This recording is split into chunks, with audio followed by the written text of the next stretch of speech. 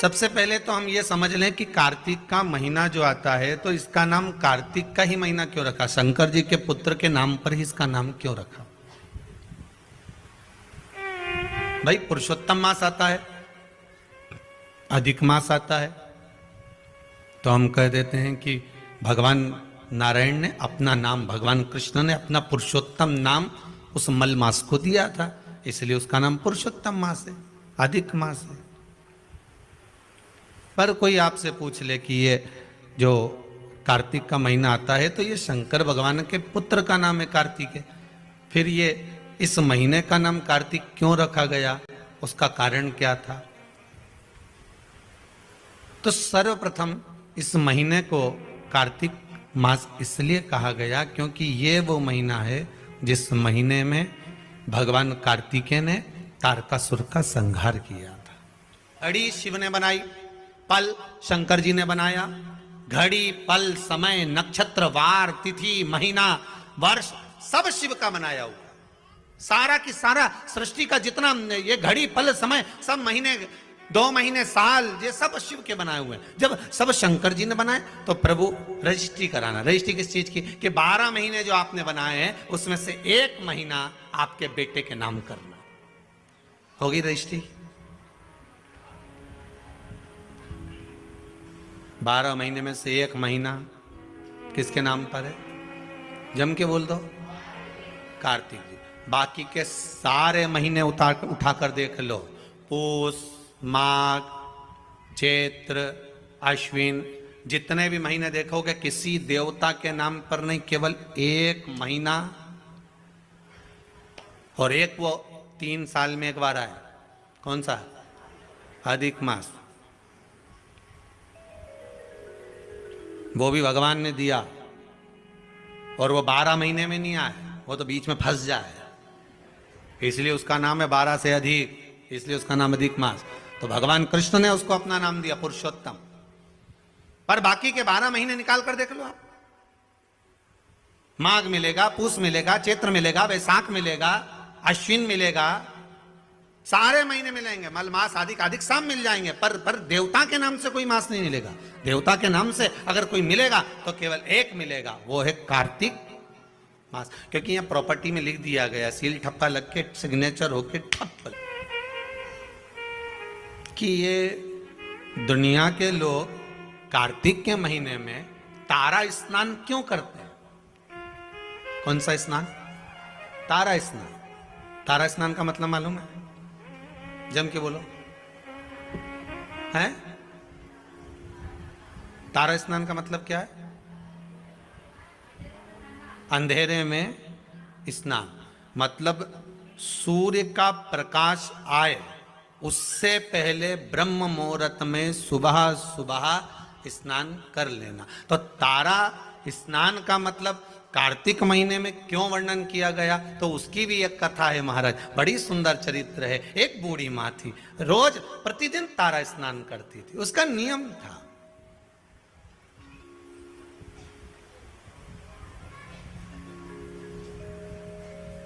प्रतिदिन तारा स्नान करती थी।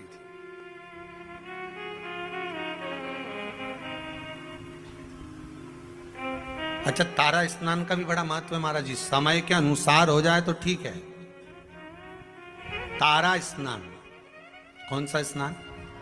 कार्तिक की, अगर आपके पास में कार्तिक महत्तम की किताब होगी उसमें भी लिखा होगा, स्कंद पुराण पढ़ोगे या विष्णु पुराण पढ़ोगे उसमें भी लिखा होगा तारा स्नान का महत्व। कौन से स्नान का? तारा स्नान का। तारा स्नान का महत्व में वर्णन लिखा है।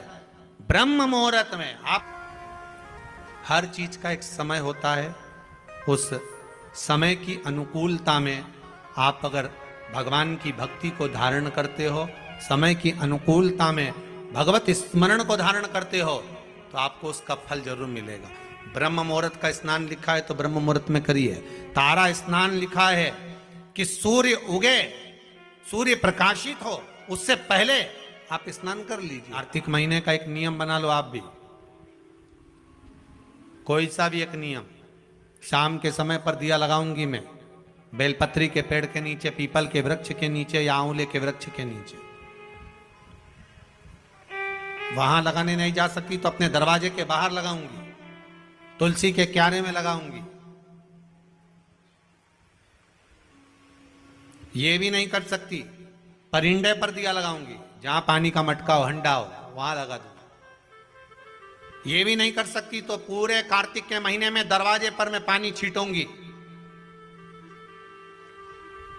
इतना तो बना सकते हो कि अपने घर के दरवाजे पर मैं पानी छीट दूंगी, द्वार पर जल का छींटा कर दूंगी।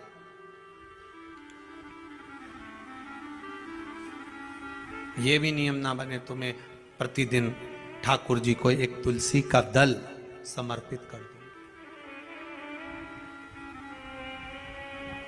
तुलसी का दल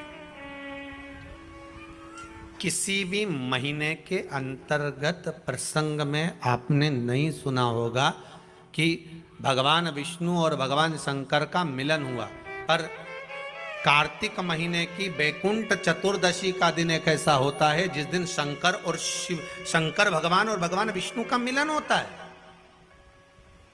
एक बात आपको पहले भी कही, सारी दुनिया की दिवाली देखना और उज्जैन महाकाल के उस पावन नगरी में हरिहर मिलन देखना।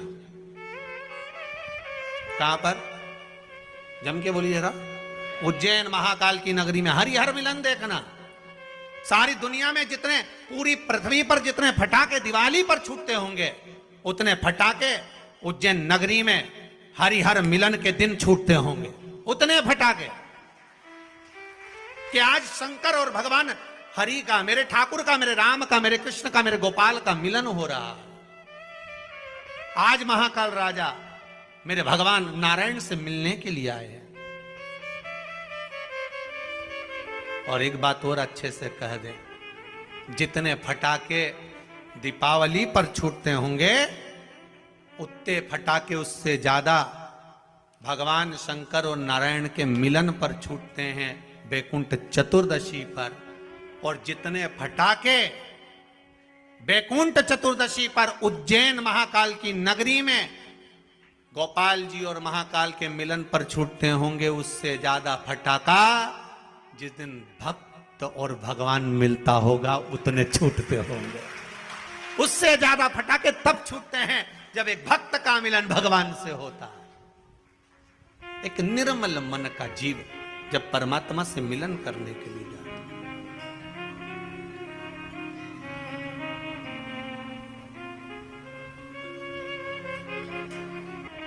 केवल एक कार्तिक का महीना, एक महीना ऐसा है जिस महीने में भगवान भूत अधिपति भूतेश्वर भगवान शंकर और भगवान नारायण दोनों का मिलन हुआ है। कार्तिक के महीने में, कार्तिक के महीने में। इसलिए भगवान सारे महीनों में सबसे ज्यादा प्रियता महीना कौन सा है? बोलिए जरा। कार्तिक का महीना भगवान नारायण को अति प्रिय है, अति प्रिय।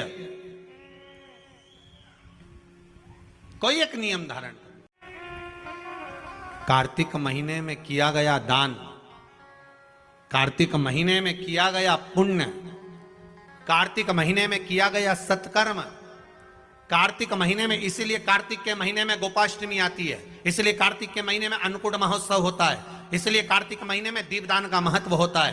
कार्तिक के महीने में दान पुण्य की मात्रा बढ़ जाती है, दान की मात्रा बढ़ जाती है, पुण्य की मात्रा बढ़ जाती है, सत्कर्म की मात्रा बढ़ जाती है, भजन की मात्रा बढ़ जाती है।